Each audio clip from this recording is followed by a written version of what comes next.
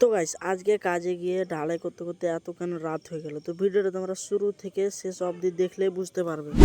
তো সকাল সকাল চলে আসলাম সাইডে।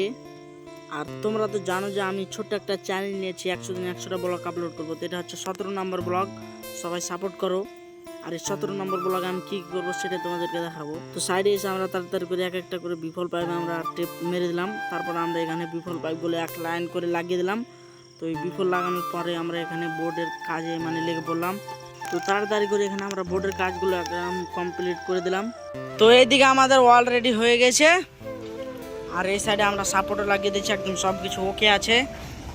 তো আমাদের ঢালাই অর্ডার হয়ে গেছে, কিছুক্ষণ পর আমাদের ঢালাই আসবে, তারপর আমরা ঢালাই করব।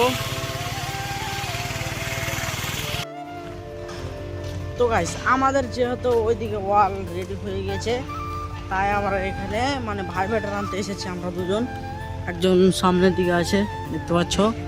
তো এখন আমাদের ঢালাই অর্ডার হয়ে গেছে, তো এখন আমরা ভাই ব্যাটার নিয়ে যাচ্ছি, আমাদের ঢালাই আসবে। তারপর এইদিকে আমাদের ঢালাইয়ের গাড়ি চলে এসেছে।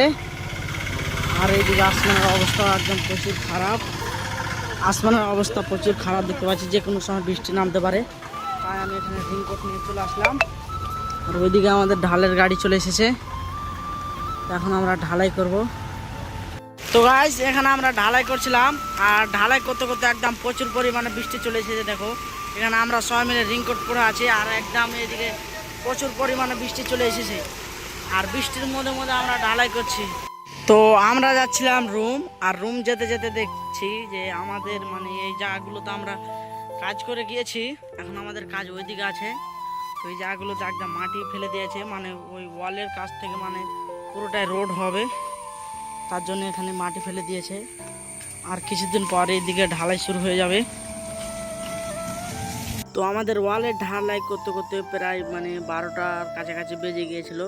তো 12টার পরে আর আমাদের কোনো কাজ হয়নি, আমাদেরকে পিজিসির ঢালাই দেওয়ার কথা ছিল, তখন আমাদেরকে ঢালাইটা দেওয়া হয়নি। তো এখন আমাদের ঢালাইটা দিল পিজিসির।